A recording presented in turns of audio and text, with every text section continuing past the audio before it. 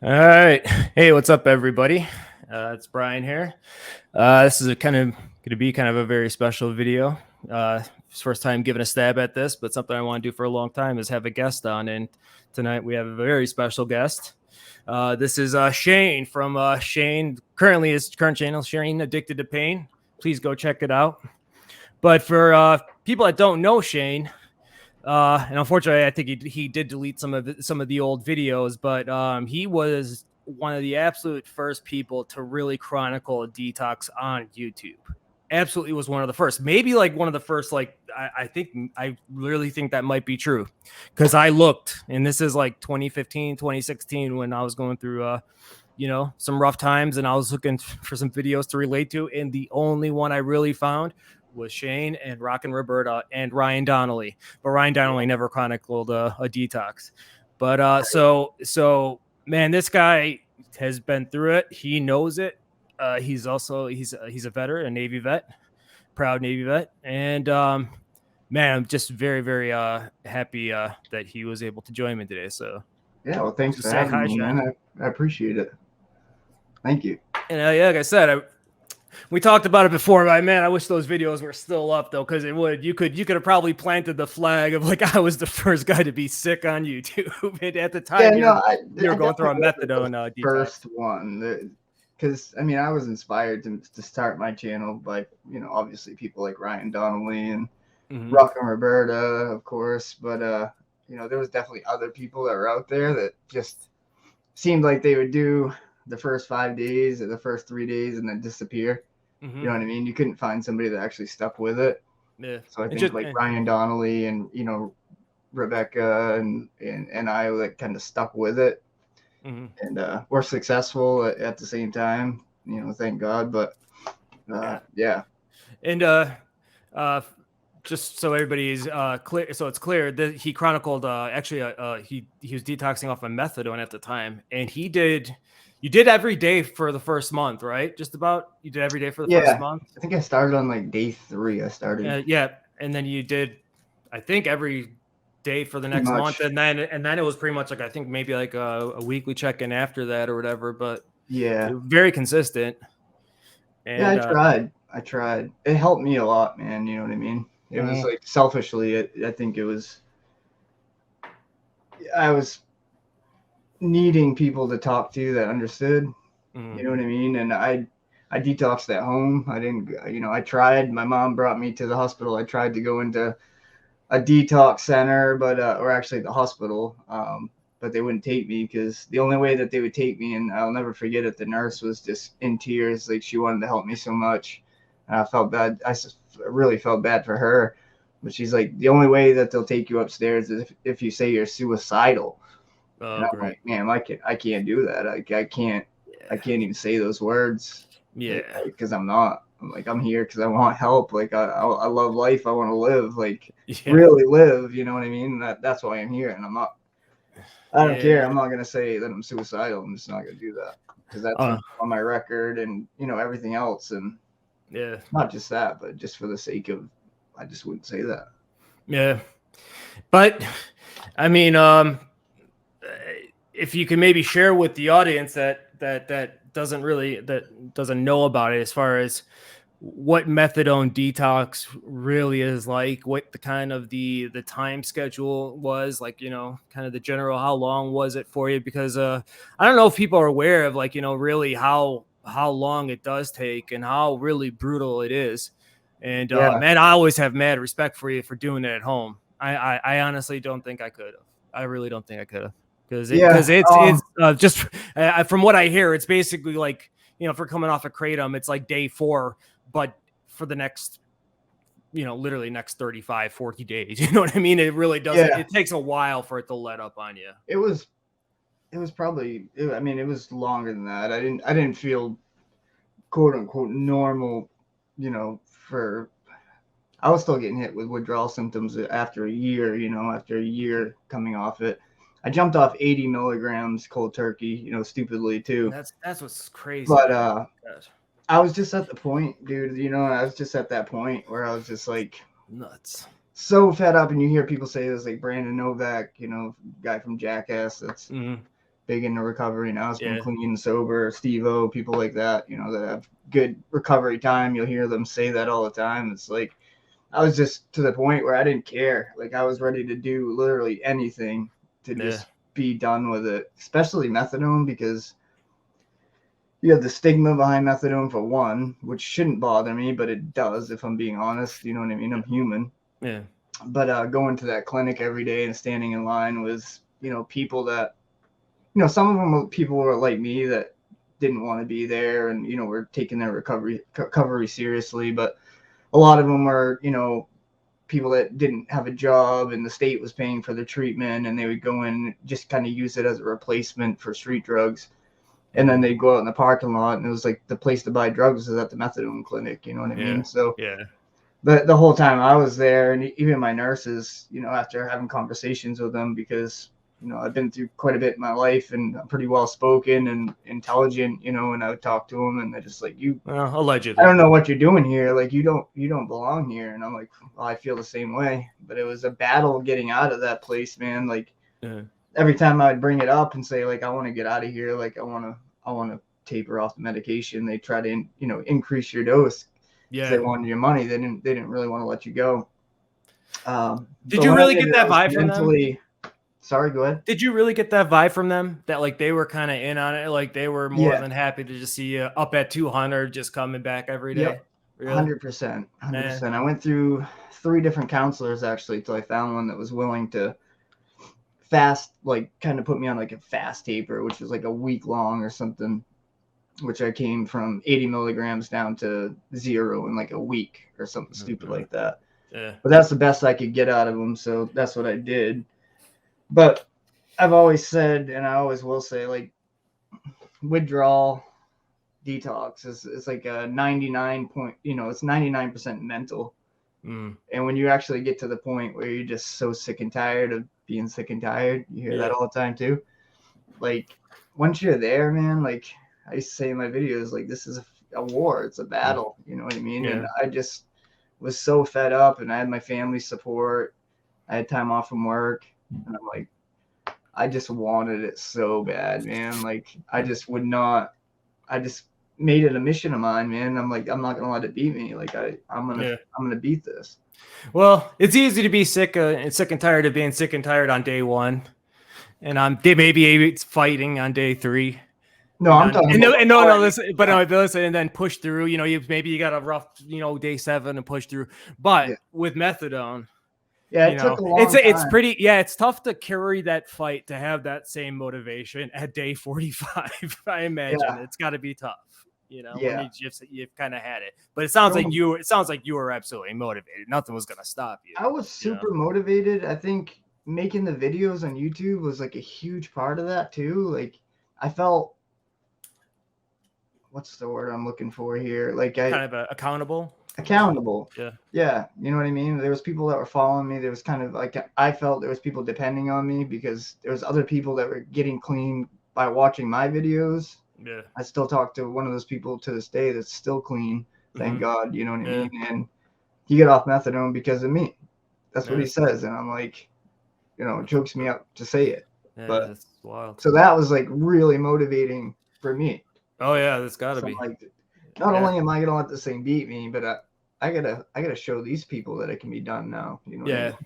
Yeah, and that definitely helped carry me through a lot early on too, especially early on in acutes. That I wanted to be able to make the video the next day that said I made it another day for sure. Yeah, but timeline, man, acute withdrawal. The first day when my mom brought me to the hospital, I ended up going home. I just told you about that, but they gave me a Valium. That nurse that was in tears because she felt so bad, and it really did help, because at that point I was like, you know, day 1 coming off methadone, and all you hear, if you look up methadone withdrawal, like all you hear is horror stories. You know, stuff gets stored in your bones. Like, it's just the worst withdrawal of all withdrawal, pretty much. You know, that's what people say. The acute symptoms were really they're pretty rough at first, but it didn't really hit me, I want to say, till like day 16 or so was like when I peaked. Okay. Because I remember, like, It takes a long time to come out, get out of Yeah, your like system. day Yeah. like 6 through like 11, like I was on the pink cloud, man, and I was doing all kinds of things. I was going out playing disc golf, like just kind of like getting all my senses back, like, you know what I mean? Like everything Yeah. looked vibrant, music freaking came back, and like the way things smelled, the way things tasted, my diet was changing just on its own, and I was just like riding this pink cloud. And then, I'm like, oh, dude, I beat it. Like that wasn't so bad. And then all of a sudden, day 12, day 13 rolled around, and by that time you're tired because you just no sleep at all. Like, I mean, the insomnia was unlike anything I'd ever experienced in my life, man. Just relentless insomnia, restless legs for the first, I'd say 3-4 weeks, maybe the first month. Man. But I remember I started seeing a girl like right when I started going back to work. So it was like 30 plus days into the detox.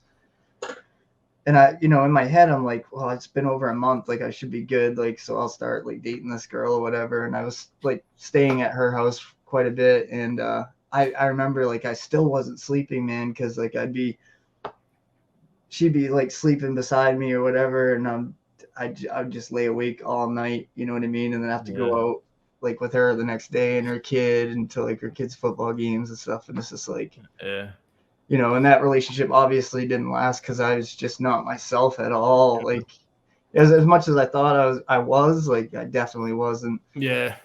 And then I've just battled like the post-acute stuff, man. You'll hear people say this, dude, like post-acute withdrawal is so much worse than acute withdrawal. Like so freaking much worse, man. And that stuff lasted for over a year. Wow. Over a year, dude. Like I remember being like 4 or 5 months out, and like all of a sudden I just would get that insomnia back, and I wouldn't sleep for 3 or 4 days straight. You know what I mean? I'm back to work at this point, and I'm like, are you serious? And that's when it gets real hard because you're just so like just over, the way it just man, kicks you know in. what I mean? Yeah. Like I put so much into this, like you just get so discouraged, like, man, it's gonna last forever, and you really start thinking like, is my brain like permanently messed up? Like, am I ever gonna be normal? Like normal? I hate that word, but yeah, that's where I really have a ton of respect for you for making it through that year as well. Because I think that you like you're saying, yeah, people always do think about the acutes and just getting through the the sweats and the gory part, but man, the battle's day 98. Yes, comes out of the blue, Yes, sir. Absolutely. 133 kicks you in the dick. And I don't want to take nowhere, anything away from acute withdrawal either. Acute withdrawal sucks. We all know it. Anybody that's ever been through it knows like acute withdrawal sucks. Yeah. But I mean, that only lasts like a week or two. Even at 2 weeks in physical acute withdrawal, I would much rather just do that than have to deal with the depression and the anxiety and the insomnia and the just lack of motivation, just not having any joy like whatsoever for a while. Like the only thing that would bring me out of it, I swear, man, was like music, dude. Like I carried around like one of those Bluetooth speakers with me for like a year and a half straight, bro. Like everywhere I went, I was like blasting Metallica or like Eminem or like something that would pump me up. Yeah, man. Like I'd randomly just start doing push-ups to like get some sort of endorphins going in my brain, because literally I would just get hit out of left field with just like this depressing, like this dark cloud, over me. And this was, well, after a year, up to a year and just over a year coming off of methadone, that I was still like not good, man. I started drinking a lot, like. Okay. So, yeah. Okay. All right. Well, and then, well, we could skip ahead a little bit, some ups and downs and all that stuff. And currently, well, just like as myself, I'm currently on Suboxone maintenance therapy. So are you? You're in the middle of taper, correct? I believe. Yes. Yes. Yeah. And so, and me personally, it's like this is where I struggle with. This is what I was really thinking the most about before today's episode. Like, do I want to get into this dosage crap at least for my own or anything, because, man, I'm just saying, yeah. Oh, it's something you got to figure out for yourself. Yeah. Everybody's different. Well, so I mean, yeah, that'll be your call if you want to get into the nitty gritty. But yeah, I'm all about the nitty gritty, man. Okay, so do you want to get into how you found yourself back on maintenance this last go around? Are you willing to get into that? Or yeah. All right, let's hear it. I still have some of those videos too. I made a lot of them private after Rocco and Roberta passed away. But you know, with the risk of sounding like I'm making up excuses, you know what I mean? But it was right when coronavirus hit, man, and the whole lockdown thing, and you know, I was working at a call center for a cell phone company at the time that all went down, and you know, that was kind of like my outlet, you know, to get out of the house, to get out of my own head, because that was, you know, that's where I was still at, like just in my head all the time still. Depression and anxiety mostly.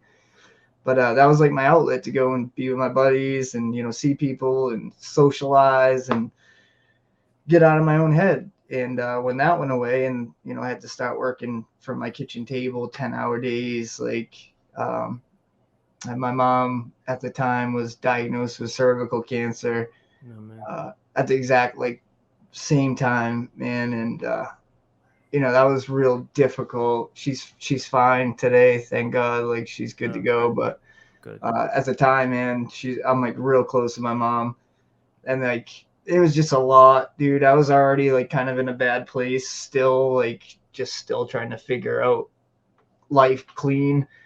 And we haven't really said it, but it was almost 3 years that I was completely clean, that I got off methadone. It was almost 3 years when I relapsed. But my first relapse when that all happened was Christmas Eve. I don't even remember the year. 2020, 2019. Yeah, it'd be 2019. Yeah. Right before it hit the fan there. Yeah. I was having a few beers and stopped over at a buddy's house and ended up leaving there. And then I stopped at this house that I really shouldn't have ever stopped there. You know what I mean? Like I knew better, just because of the people that hang out at that house. And I knew I shouldn't be there anyway. But drinking makes me do stupid things that aren't me, and like just completely changes me. So I stopped at that house, and they happened to be doing heroin, but it had fentanyl in it. And you know, I started doing opiates in the late 90s. You know, I'm 41 today, and it was like I never really experienced fentanyl before. And this is now, I've been clean for 3 years, but my addict brain I didn't really think of that, especially when I was drinking. I'm like, you know, like it was just didn't. I just asked them basically, I'm like, can I just have like a little bump, is what we call it here, just like a little, you know, not a line of it or whatever. I never injected heroin in my life or anything. I never put needles in my arm, thank God. But I just asked them for a little bump.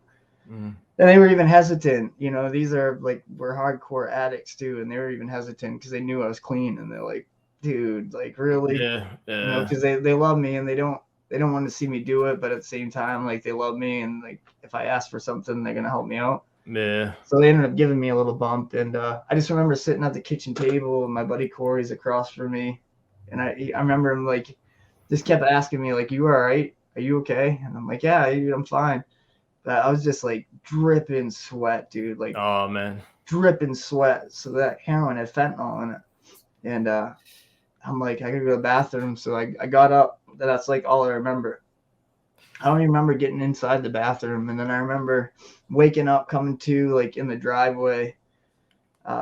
You know, December. I live in Maine, so in December it's cold as the welder's ass up here.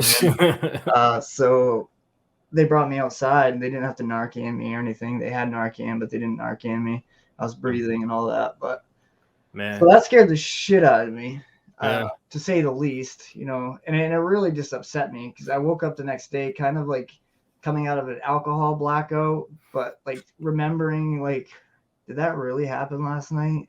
You know what I mean? Like, did that shit really happen? And then I started coming to, and I'm like, wow, it really did happen. And then after that, I didn't use again for probably another 6 months. Okay. And then that same Corey kid that was there that night, like, just locked down and all of it. Just I got bored and complacent. I wasn't working my recovery at all. Like, I kind of drifted away from the recovery community, and like, that's just, you gotta work your recovery, no matter if you think you got it in the bag or not. If it's been 3 years, if it's been 10 years, if it's been 40 years, man, you still have to work your recovery and keep it in the forefront of your life. Yeah. And I got complacent and started using a little bit here, a little bit there. That turned into, like, getting more at once and then using for several days in a row. Yeah. And then it was just that fear, man, like, remembering the misery of the methadone withdrawal and, like, just the fear of that, going through that again. Like, and I didn't want to die at the same time. So I knew I had to get off the heroin and the fentanyl, you know what I mean? I'm like, that wasn't an option. So I ended up getting, like, some Suboxone, because I've been on Suboxone in the past. I think we'll get into that later, but so, like, I knew Suboxone, I was okay with that, and I ended up taking, like, I was laying in bed, I had to work the next day, and I didn't have any heroin, fentanyl, whatever you want to call it, left. So I put, like, a half an 8 milligram strip of Suboxone on my tongue. I laid my head down and woke up, like, I don't know how, like 5 minutes, 10 minutes later, like, in precipitated withdrawal. Man. I didn't know anything about. I didn't know the whole thing was Suboxone. And if you're on hardcore, like, fentanyl opiates and you take Suboxone, it can throw you into precipitated withdrawal. And that's like the worst withdrawal you've ever been in times 100. Yeah, I've experienced it, unfortunately. Yeah. And that was absolutely terrible. I felt like, did you feel like the wave go through your body? I felt it almost going through my veins throughout my body. Like, I felt it, like, it was like from a Matrix, I woke up to it because, like, I was asleep and I had to get up in, like, 3 or 4 hours for work. And I was asleep and I woke up because usually I'll take, my dose of maintenance or whatever before I have to go to work. I take it in the morning. So I'm like, okay, I'm going to wake up and I'm going to take this. I'll get up for work in a couple hours. I'll be fine. So I went back to sleep until it hit, you know what I mean? So I drifted back to sleep, and then it just woke me up. And dude, I was like, I mean, I've never sweat so much in my life. Like, my bed was soaking wet. My pillows were soaking wet. I could actually feel it was dripping into my eyes, like into my ears, bro. Like, I was freezing cold, like, sweating like a pig, you know what I mean? Yeah, I just call it like a cycle of terror. It's like it was this cycle of, like, this buildup of heat, and you're sweating, and it feels like you're tortured. I felt like I had, like, a hot poker up my ass. I felt like I was gonna throw up, and then eventually it's like the fever broke, boom, and then you'd be freezing cold and sweating, and then you'd get, like, literally 20 seconds of relief. And you'd be like, and then the fever starts building back up again. And it was just that for like 30 hours straight. It was just that over and over. I literally crawled out of my bed because I was soaking wet, bro. Like, I mean, like, somebody dumped a bucket of water over me. I crawled from my bed to my bathroom, and like, crawled into the shower to try to get some warm water because I was freezing. And then, I'm like calling my dope dealer, dude, like, leaving a message, like, 3 o'clock in the morning and stuff, I'm like freaking out. I'm like, I just needed to get out of that. Like, it was bad. And I did end up actually hooking up that morning, like, hours later. So I had to suffer for like 6 hours in precipitated withdrawal, but ended up hooking up. And the funny thing was, because I had taken that, well, I won't say funny, but because I had taken that Suboxone strip, it blocked the fentanyl, so, like, there was no relief. Like, you're in it. Like, once you're in it, you're in it. Yep. Like, I'm so screwed. Yep. You're counting down the hours of half-life of naloxone. You're, like, looking up, what is the half-life of naloxone? What's the half-life of naloxone? Well, for me, you're right. I was on naltrexone. I'm sorry. That's what threw me into sweet potato. So for you it was the Suboxone or whatever. So you're looking up the half-life or whatever. Like, just in a panic. Because a lot of people think it's the naloxone that does that. That'll throw you into precipitated withdrawal. Because I was thinking of the guy. But it doesn't. Naloxone doesn't cross the blood-brain barrier. Yeah. Naloxone's only in Suboxone so that people won't shoot it. Yeah. That's the only reason it's in there. That's not what causes it. The thing that causes it is that buprenorphine attaches to the opiate receptors so hard. It's such a strong bond that it just rips anything else that are on your opiate receptors off. Yeah. But it's not a full agonist opiate like fentanyl is. It's a partial agonist. So it doesn't completely, you know what I mean? It binds to it, but it doesn't completely satisfy that receptor. Yeah. Yeah. Because it's only a partial. So you get, and it's highly attracted to it's highly attracted too. Yeah, it rips everything else off the receptor. Says you're nothing. I'm buprenorphine. This is mine. Yeah. But it doesn't completely, satisfy that receptor like a full agonist, the fentanyl that was there before. You're still nightmare. Yeah, for anybody out there that's thinking about getting on Suboxone, buprenorphine, like make sure that you are in complete and total withdrawal. They say that you should go 3 to 4 days in withdrawal before you start your buprenorphine. Yeah. To avoid it. And trust me, you want to avoid it. I just looked up the half-life of because I know the naloxone half-life is extremely short, and it says 30 to 80 minutes, and the plasma half-life is 1 to 2 hours. So it's there's no half-life really on the naloxone itself. And you're right, it's just so you don't bang it. But yeah, man, and precipitated withdrawals, that's it is the lesson of all lessons in acceptance, and just that acceptance, because you're on the ride, and it's not, you don't get to decide anymore when this ride is gonna stop, and so it's complete horror, man. I had suicidal thoughts the whole 9 yards during that 100%, and I don't usually have those kind of thoughts, but it was that bad. Yeah. So after you got through that, what happened after you got through that? So I basically, after that, I got on a live stream with Rock and Roberta, actually. I watched that one. I watched that one. Yeah. I think I was in it. I might have been in it. Yeah, she always had my back, man. She knew I needed to get on and talk about it, and it was the right thing to do, to everybody who knew who I was and who had watched me for years. And I owed them that to let people know what was actually going on. And so I got on that live stream, and then she kind of told me, and talked me into, I won't say she talked me into it, but she made me feel okay with talking to a Suboxone doctor again, and getting back on maintenance.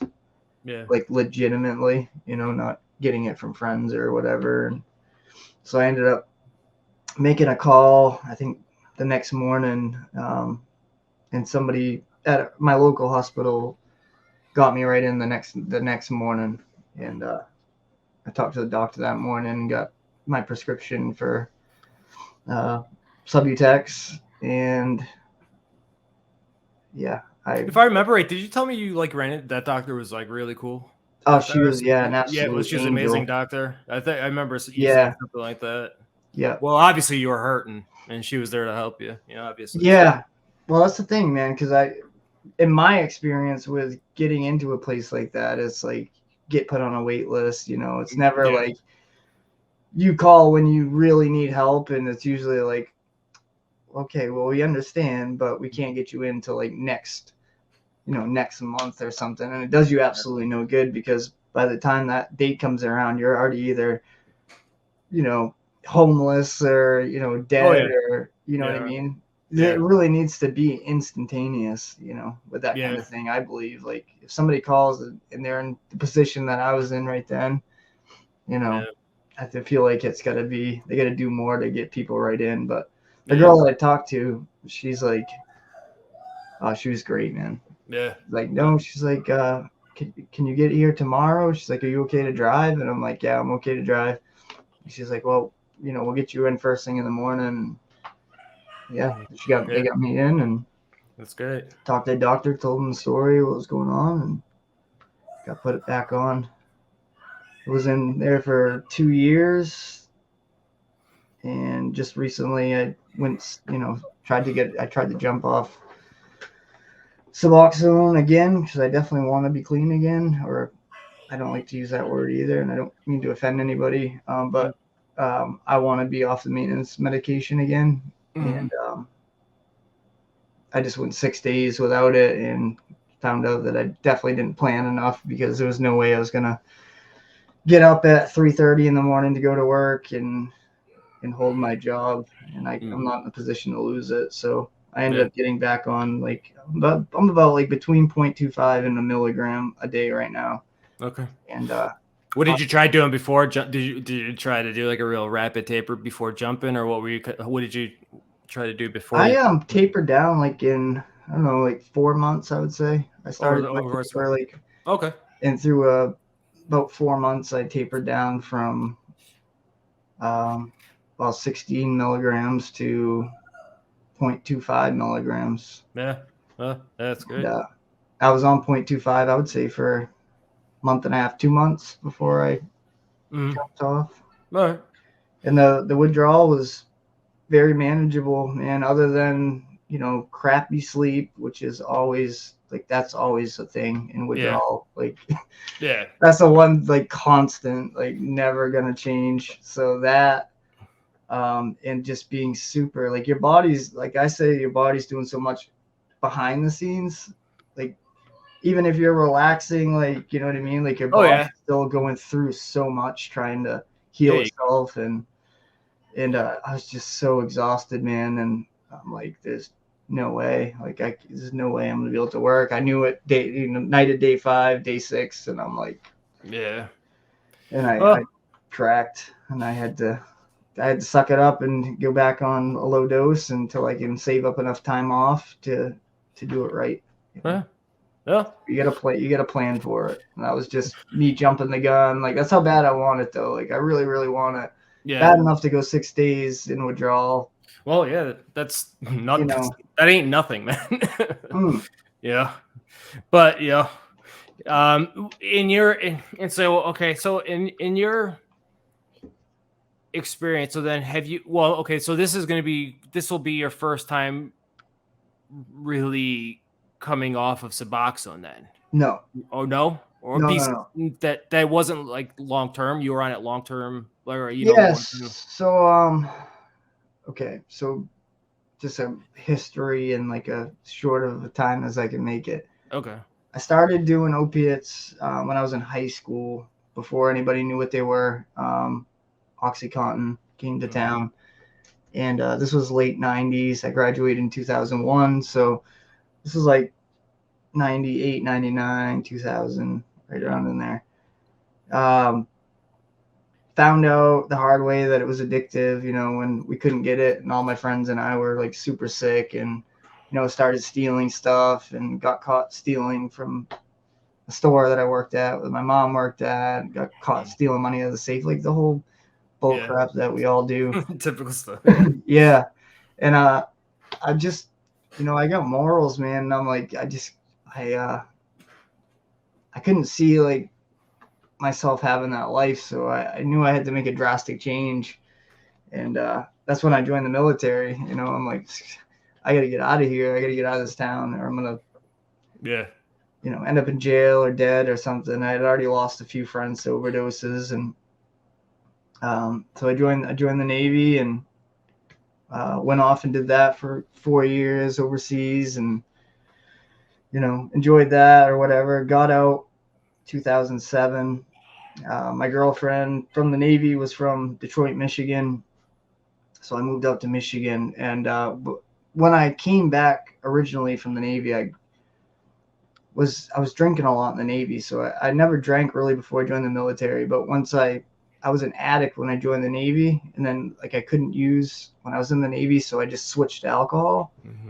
But I would, just my addict mindset, I'd black out every time I drank. So I ended up self-referring myself to alcohol treatment in the military.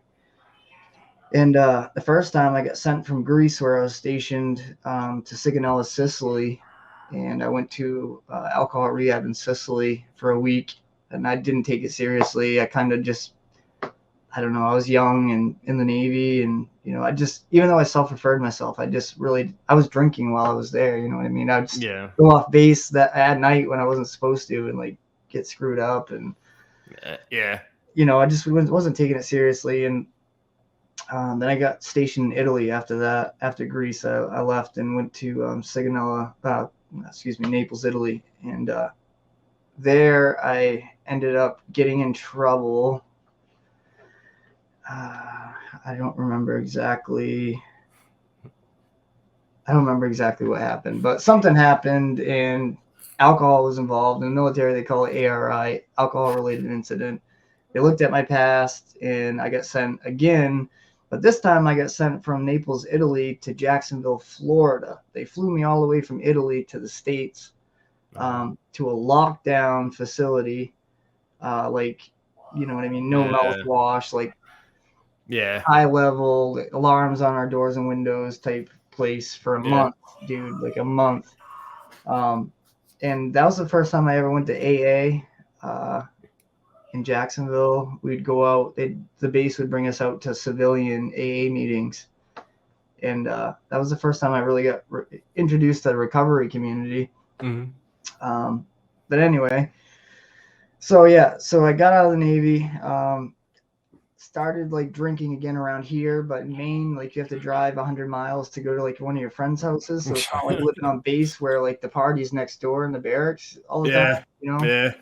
So I had a real hard time adapting to civilian life. And, you know, that's a whole nother video, but I ended up going to the VA hospital, and getting put on Suboxone because I started using opiates again, because at least if I was doing pills, I could drive and go see my friends and stuff. You know, alcohol for me was like, I couldn't do what I wanted to do when I was drinking because I couldn't drive. So I'm like, okay, then I'll start doing pills again like an idiot. And ended up getting on Suboxone through the VA clinic. And this was back in 2007. And then I was on it for like, I don't know, maybe a year. And then she wanted me to fly back to Italy. So I flew back to Italy for a couple months. And so that was like the first time I came off Suboxone. And that wasn't so bad because I was away from it and I knew I couldn't get it. It wasn't an option. And that's always easier mentally for some reason. Plus I really wanted to be with my girl, you know what I mean? So I was like, all right, whatever. But I wasn't on it for that long. And then she got out quite a while after I did. So I came back. I flew out to Italy to stay with her for a little bit, came back to Maine, got back into the VA Suboxone clinic. And then she came home, and then I had to move to Detroit. She wanted me to move out there. And again, I had to come off Suboxone because I couldn't get it in Michigan, or at least, you know, there's no way I could have let her know that I was on it. So I had to just let it go. Yeah, that was pretty rough. I remember that one was pretty rough. So were these like kind of like chunks of like time of like kind of like being on it for like 3 months like at a time and then coming off, or like what were these kind of like chunks of time and then coming off? Well, I'd say the last time was well, when I was living in Detroit, I was going to college, and some kid in my English class, he came in with his book bag, and I could hear addict, right? I could hear pills in his book bag. You know, I could hear him like in his bottle. That's funny. So we went out to the smoke deck to have a cigarette on break, and I asked him about it. I'm like, what do you got for pills? You know? And he's like, oh, I got Dilaudid, I think it was. And I'm like, can I get a couple? Like, he's like, yeah, dude, I get them all the time because he had some back condition or whatever. And that was the end of it, man. That was started there, and then I met a girl that I worked with that could get me a script of Suboxone because I was trying to keep a relationship together, so I couldn't be going out getting pills all the time and spending all my money because my girlfriend would know. So I was like, fuck it, you know, I'll buy a script of Suboxone every month and, you know, try to keep it on a down low. But she eventually found out and, kind of ruined that relationship. And I moved back to Maine and got back into the VA Suboxone clinic. And this time I was on it from 2008 to like 2014. Oh, wow. Okay. So quite a while. And then I got kicked out for smoking weed. The VA kicked me out of, opiate addict, right? Yeah. Completely honest with them, telling them like I've smoked weed my entire life. Like it's not a problem for me, like whatever. Yeah. Went through like 3 doctors. The first 2 were fine with it. And then the last one that came in just wasn't having it and threatened me. Like she kept threatening me, like if you pop on a piss test again, like we're going to kick you out. And so the last piss test I did, like I dumped the shit in the toilet, like some, I knew like they were going to know, but yeah. So they put down that I tampered with a UA and like I can never go back to the VA. Will never take me back as a patient. So no kidding. Yeah. Oh, okay. So okay. But then I went into the methadone clinic from there. Oh, that's how you ended up on methadone. You jumped from the Suboxone to methadone? Because I got kicked out of the Suboxone clinic. Pretty quickly after you went to methadone after? Suboxone? Yeah. Okay. Yeah, it was within a couple weeks. So I was just buying whatever I could get my hands on in the meantime to not be sick. So yeah. Methadone clinic. Well, so yeah, you've been through it. Yeah. Yeah, it's been a lifelong battle for me. I started that first line I did, man. I still remember it to this day. I remember where I was at, like walking in, seeing all my friends like nodding out. Like, of course, I didn't know what it was at the time, right? So I'm like, and I was a pothead. We were all, hippie, fun-loving potheads, and I'm like, man, what are you guys on? Like, and like, oh, it's like this pill or whatever. Like, you want some? I'm like, yeah, of course I do. And then I fell in love, man. That first line, I was like, ooh. Well, for me, social. We had this conversation on the phone. Like, I have really bad social anxiety, man. Like, I'm not comfortable around people. Yeah. And like opiates, for whatever reason, like made me feel more comfortable, like almost like alcohol does for people, like liquid courage. Yeah. That's what opiates did for me, because I didn't like to drink. Drinking makes me feel outside of myself too much. So at least with opiates, I kind of felt more myself. Mm-hmm. I guess. I did have that moment, moments where I really did believe opiates fixed me. Like they were what was missing. Yeah. And I was completely clueless about it. This all came through my family, unfortunately. And my mom was getting those like barrels, those 90 pill barrels and 120 pills barrels she was getting 10 milligram Norcos and then, 2 milligrams Xanax and all that stuff. And she was getting such large amounts that she couldn't keep track of it. And so, and it was actually, I wouldn't have had a clue what it was, except for, unfortunately, she introduced me to it. I had stomach cramps one morning. Before school, I was having just real painful stomach aches, and I ended up missing school. And she ended up handing me a pill and saying like, here, these help my stomach too. And so then I took it, and I remember going outside. At this point, I was already a cigarette smoker. I'm like, if I was 14, 15, I go outside to smoke a cigarette. And I remember having to crawl back into the house. I had to crawl back into the house. Yeah. Because I was gone. And me and my sister would just take handfuls of these and just go to parties and just hand them out, the bananas and all that stuff. And then we always laughed, because 10, 15 years later, like we handed out thousands of dollars worth of just free medication. Cause it was just a party thing for us. But then eventually it did. I really, in my heart of hearts, believe this thing fixes me. If I could just get a steady supply of this, I would be okay. Right. Yeah. How many times have we thought that? If I could just have it and not have to worry about not having it, then yeah. But then the answer to that I learned was Kratom. Kratom is, in Illinois, it's legal and it's everywhere. So it was me getting to experience unlimited opiates, and it's not good. Thank God it's not like a big thing here. Yeah, I've never done it. I know I would have, but thankfully it just never, was just never around it. That would be frightening, man, to be like, oh, I could buy this at the gas station, man. Like, oh yeah, and and you can just it's not like alcohol. yeah, and it's not like dispensaries or anything where it has to be cash. You could just keep running up credit cards all day. You know what I mean? So and then especially with the shots now, and they're getting more and more concentrated.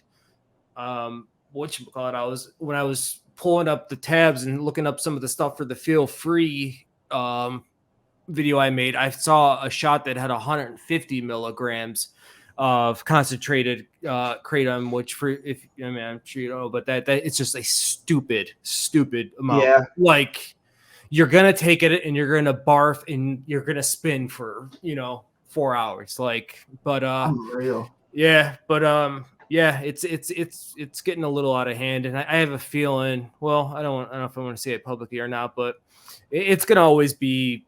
The DEA is always going to be keeping an eye on it. I'm sure, they're always going to be kind of wondering what's going on with it. And I feel like at some point they're going to be like, they'll probably take it off the market. Yeah, maybe. Just like the synthetic marijuana, like all that stuff. At first, it was everywhere, and then they started seeing all these people that were all spiced out of it. And I was a correctional officer for years. Worked at a prison, worked at a county jail, and man, I've seen some people that were like unrecoverably like messed up from spice, man. Oh yeah. That stuff was everywhere, and finally they kind of put their foot down because they couldn't, they didn't have any control over what was in it. Mm-hmm.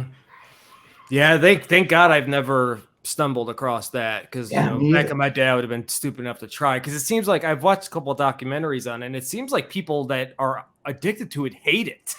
And they can't stop, it looks like an absolutely miserable experience. Man. I fucking hate opiates. Well, yeah, but it's also like you're not. Well, maybe you did. I don't know your whole history, but it's, you weren't falling asleep standing on the bus bench either. You know what I mean? Or crawling up the trees and whatever. Yeah. No, it's a whole it's a whole different ballgame. Yeah. I'd say when I started using opiates, I loved them, but not like the last couple decades. No. Not even when I relapsed. I hated it. The whole the way it made me feel. I'm not beyond like the mental aspect of like I relapsed and like how mad at myself I was for that, but just physically, like I'm like, oh, why did I do this? Like I freaking hate this feeling. Yeah. I feel like all weighed down, like all foggy, and I'm like, ugh. You just feel that fuzz come over your eyes. Like it's just like a wool, like you're looking through a wool sock. Feel good one time. Like honest to God, I'm like, I don't like this. I don't know why I'm doing that's how I ended up in precipitated withdrawals myself, was because after being off kratom for a week, I slipped up. And it was the first time in forever I actually felt that good warm feeling again, like the warmness come over my body. And I ran into my room and I grabbed an Naltrexone. And within about 15 minutes, I just felt it like spread throughout my body. Like I literally felt like, like it, I don't know, like I was blowing fire out of my ass, and like it was just awful. Yeah, and then you had that from kratom? Kratom, man. No kidding. Yeah, but it was years and years of abuse of those receptors being piled on, and here comes old naltrexone and makes them real clean. Like it's like it's like it's like bleaches it's like bleaching the receptors or something. But is this the first time you've been on maintenance? Mm-hmm. Okay. Yeah, it was something. Man, my parents were on it for a long time, and I think my dad, I don't know if my dad still is, but I know my mom was, and it was something I really judged them for a long time, and now I really wish I didn't, because it took me kind of a while to understand, and for where I was at, and I know the people that watch this channel and stuff, wish they wanted to see me just really kind of stick it out and go, just be 100% clean, and man, I'll tell you, I wish I was myself, but for what I was doing with that yo-yoing up and down with the relapsing and then binging and then detoxing and then Yeah, and then it's, then you would start to get mad at yourself, so then it escalates, then you're in real fucking mode, so you're like, I was buying 5 shots a day, and then you paint yourself into such a bad corner that you can't go 4 hours, without feeling like shit, and then at least the options that I reached out to locally, they all dangled detox centers over my head to induce on Suboxone, which I understand. Maybe some people's concerns, maybe they think like, hey, well, to do it right, it should be done under a doctor's care. And I guess that is true, but you know what? I don't have $3,000 out of pocket to just get a prescription, and basically do a 48-hour or 24-hour kind of, what I mean, kind of event. Right. And so, I was able to find another way of going, which has worked really well for me, which is a healthcare service that specializes in an opiate abuse. Yeah. Just a couple days ago. Yeah, and honestly, I was a little worried at first. Was I going to regret this and all this kind of stuff? And honestly, like I'm very glad I did it. I'm very glad I did it. It gave me, and it's coming, I think, just up on a year now, exactly a year. It gave me basically a whole year of this free space in my level stability, and then just free space in my head finally to just take care of my family and actually, plan my life accordingly instead of just always worrying about, when I was going to run out of something or, what the next move was, or looking at my credit card bills going, hey, I'm secretly tanking my family. Right. I wonder when the wife will find out, it's just kind of, I think you are like that terror, man, of being in that position and thinking you're going to run out or something. Like, I know for me, I will literally do anything, man. Like I've like traded like brand new hunting rifles for like a single pill before, like just ridiculous things just to, you know what I mean? Just because like that yo-yoing, like you're talking about, like it's dangerous, man. Yeah. Dangerous. And it's no good. That's why Rock and Roberta ended up, after over a year off maintenance, like she ended up getting back on a low dose Suboxone because, and that's what she told me. She's like, I was just not in a good place. She's like, I gave it time, and she did, and she earned it.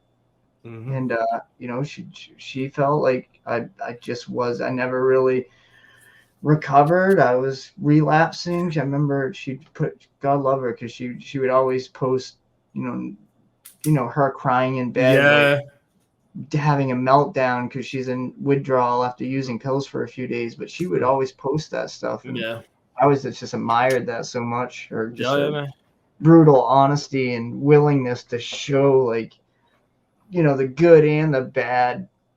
But she would say the same thing, man. Like, I just wasn't good, and I need to be, consistent. Like, I need this consistency in my life and this stable, the stable atmosphere, or whatever you want to call it. But that makes a lot of sense. And it's funny, and it's hilarious, because you know why I was gonna go broke? Because simply I just didn't want to do it openly.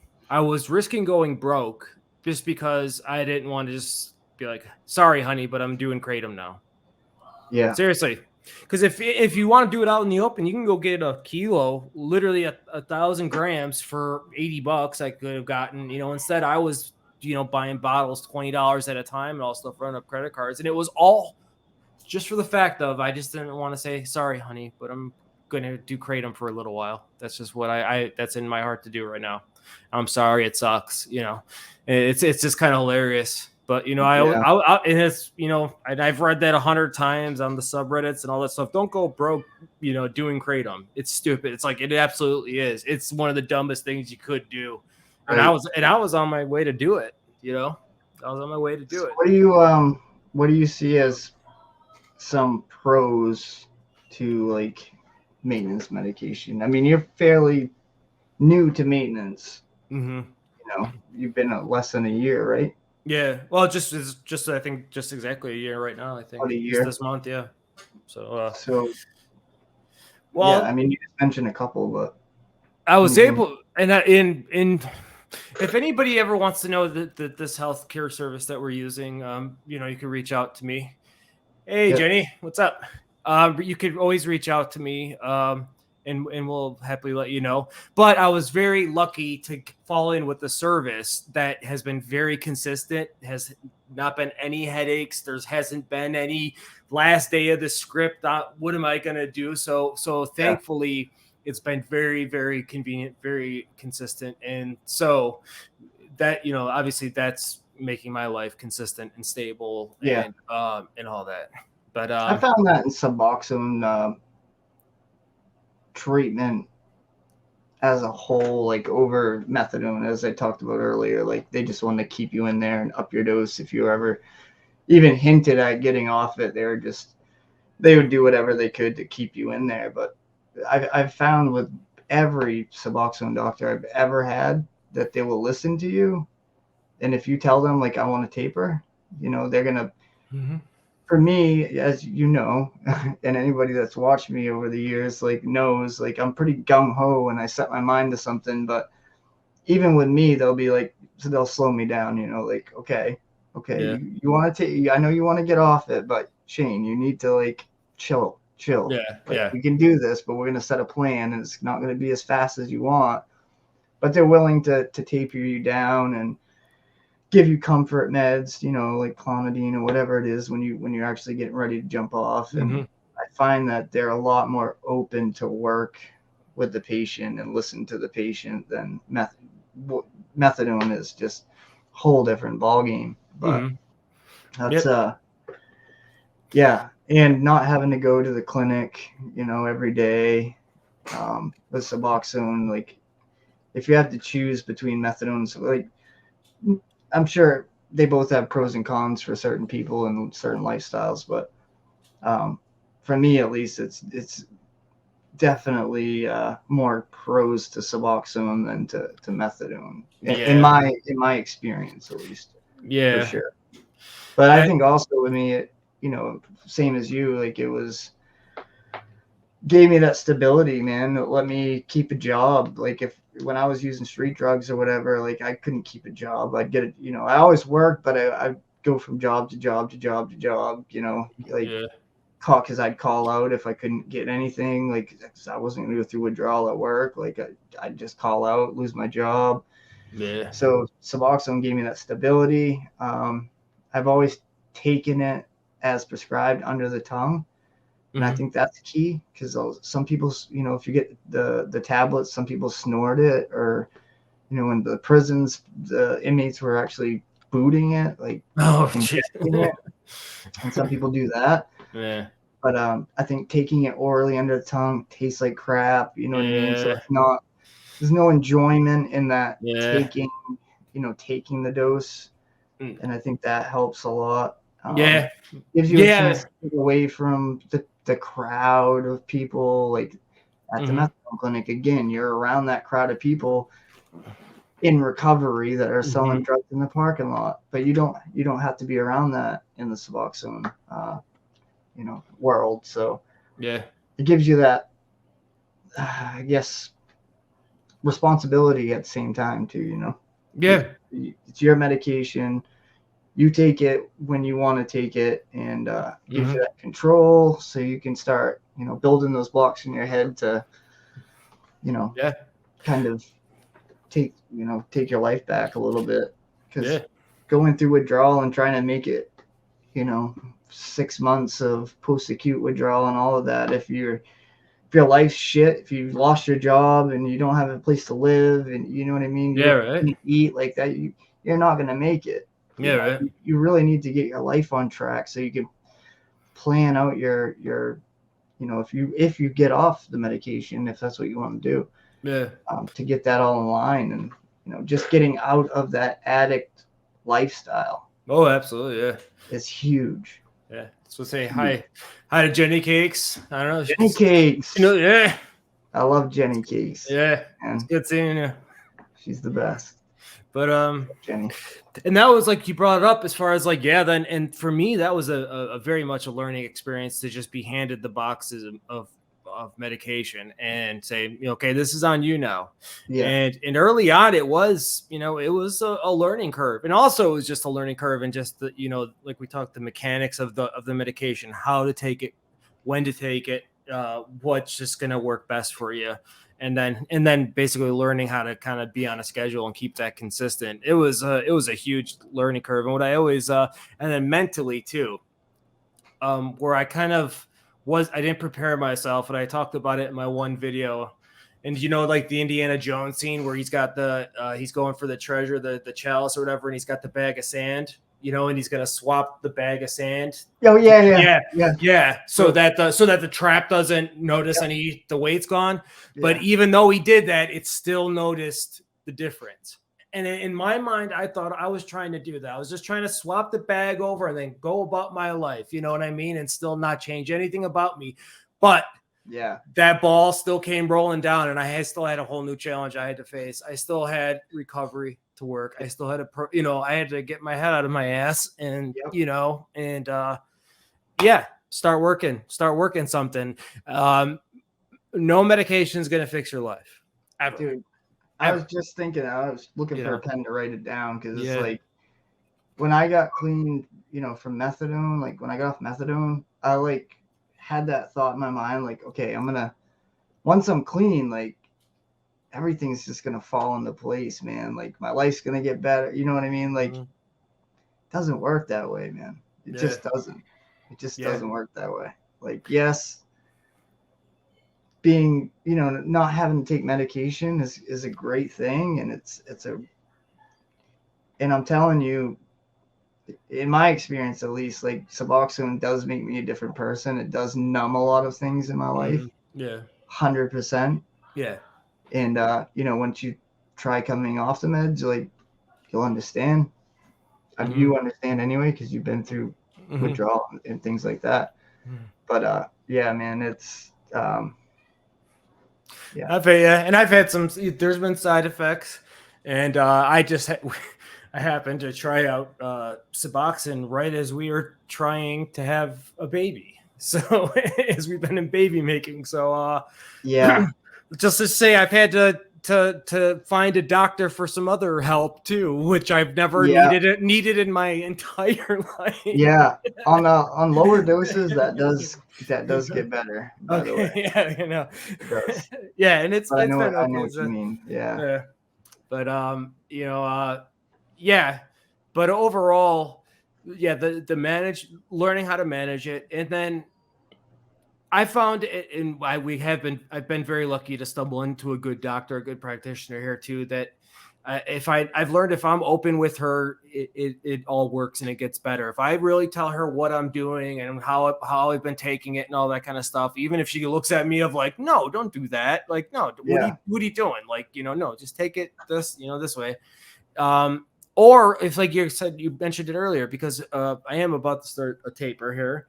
And I did try to attempt a taper a few months ago, and then when we went through everything with my mother and everything, unfortunately, and I made it a couple days, and I was just irritable, and I was waking up a couple times, and eventually after a couple days, I was like, screw it, I just went back to what I was, and so the next appointment, I told her, and she's just like, hey, you weren't ready.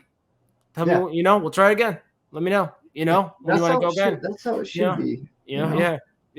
As long as you're trying, and it's they can see that, like, that you're taking it seriously, and that because some people are just content with, they'll just submit, like, oh, I'm gonna be on this for the rest of my life. Maybe I will be. Yeah. Maybe I will be. You know what I mean? But I don't think so, and I'm not willing to accept that right now, and I'm gonna keep fighting, and recovery is something. Whether you're on maintenance or you're not on maintenance, it's something that you have to live as an addict. Like it's a part of you. Yeah. Even when you're clean, if you got 20 years clean, man, you're like, I've always picture. I always think like I'm still an addict. Yeah. Well, you know, it's something that we will always have to deal with for the rest of our lives. Yeah. Have you seen On that? our meds. I'm not sure if he's still doing videos, but I know he was. Have you seen that Dr. B? He was kind of introduced by Derek Lambert. Yeah, Nicole. Yeah, he changed Dr. B, he changed my mind quite a bit on maintenance. And it was just like how a matter of fact he was like speaking of like, would you, basically you want to go down in flames, trying your hardest, going for the glory, you know what I mean? Going for the glory quit and going for the glory sobriety when you know you're not ready or maybe something's not right, Right. You want to keep going down in flames, doing that, fine, and that's kind of like, I was really starting to relate to a lot of kind of what he was saying. Yeah. I also think though, if you feel like, when you get to that place, like I talked about earlier, like everybody's different. I say it a million times. I'll say it again. Everybody's different. Some people will be on it for the rest of their life. Some people it doesn't affect like it affects me, but for me, it does have a negative effect. And, I eventually do want to get off it. And when I feel like I want to try it, if I go 6 days and then I go down in flames and, looking for that glory, then, I know what the glory is. And, well, I don't mean just so much like just to be clear, when I mean like the glory and going down in flames, I mean like, missing work and stuff and possibly losing your job and having disruptions in your life, not being able to function in your life because, you're trying to muscle it all on your own, and you run into that point where eventually, it's like, you could lose your job. I've been down that path plenty of times too. And, learned over the years that it just doesn't work.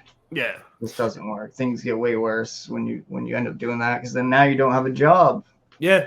Now you don't have a job and you're still in the same position that you were in. Yeah.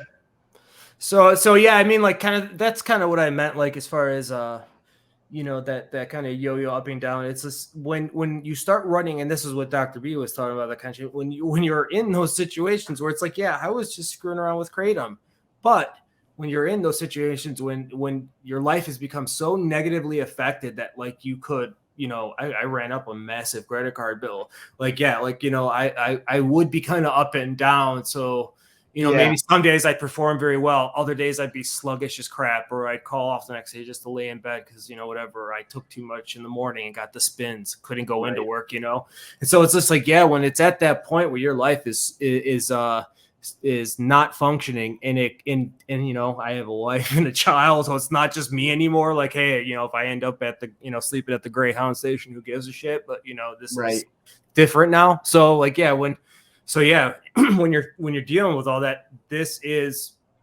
could be a viable option, as far as maintenance or whatever, when you are struggling like that. 100%. 100%. So, and I have the same plan that like, I prefer to feel life, raw and raw, and uncut, and so that's my plan is to get there one day, and it's gonna happen. I believe it'll happen, and it's gonna happen in its own time, And I'm not in a race, and you can't rush it. You can't rush it. Yeah, so you'll know when it's time, and when it's time, you'll do it. Yeah. That's the only time it's going to work. When you want it. You can't do it for somebody else, You can't, I mean, people get locked up in jail. Addicts get locked up in jail for 4 or 5, 6 months. Get clean, get out first day. They go right back to using. Yep. And a lot of those guys are dying right now. They didn't want to get clean. They just happened to get locked up. Yeah. Yeah. And those are a lot of guys that are dying now, unfortunately. Yeah, the guys that are coming out of the 7-day detoxes and running back out, those are guys that are it's scary out there right now, man. It's not like anything I dealt with. Like, thank God, because I sure as hell wouldn't be sitting here talking to you. Yeah. Well, man, I first running with fentanyl, I almost died. The first time I ever tried it. Did you have any close calls, near overdoses after that as well? No, I never had a close call with an overdose ever. Really? until that time. Really? Yep, never. Well, man. And never since. Well, somebody's watching out for you, man. Yeah. Really. That's something to really be fucking grateful for, because I don't think there's I don't know anybody that could touch fentanyl consistently and say that, you know, I never had to at least be kind of, have your buddy give you the rib rub once in a while, you know what I mean, or something. Well, like I said too, I've never put needles in my arm. Just, I don't know, it was just a line. Wasn't because I felt I was too good for that, or it wasn't anything like that. It was just, I just couldn't bring myself to ever do it. Mm-hmm. Just for whatever reason, my own reason, way I don't know, but I just couldn't do it. Yeah. But, you know, I think because of that, like, I didn't use fentanyl for all that long before I got back on Suboxone, because it scared the crap out of me. But when I would get it, of course, the first time I tried it, like I said, I overdosed and almost died. So after that, I was very, very careful. Like, I would only snort it, and I would start with a very, very small amount and then kind of like work my way into it, because I was scared to death, man. Like, but the whole time I was just petrified. I was terrified the entire time, like terrified. Like, I could freaking die. Yeah, well, it doesn't matter even if it is just a little amount. If you get the wrong bag, man. Yeah, well, I always use it alone. Nobody, you know what I mean? Like, I wasn't using with other people, so I would be here by myself, and they, you know, nobody would find me until they found me. Dude, so scary, scary. I am very, very thankful you made it. You made it through that, Shane. Oh, thanks. So am I. So am I, man. Imagine that. It was Christmas Eve, too. That would have been great for my family. Fuck. That would have been a hell of a Christmas morning. Oh, yeah. Shit, man. But, yeah. Well, you still got something to do here.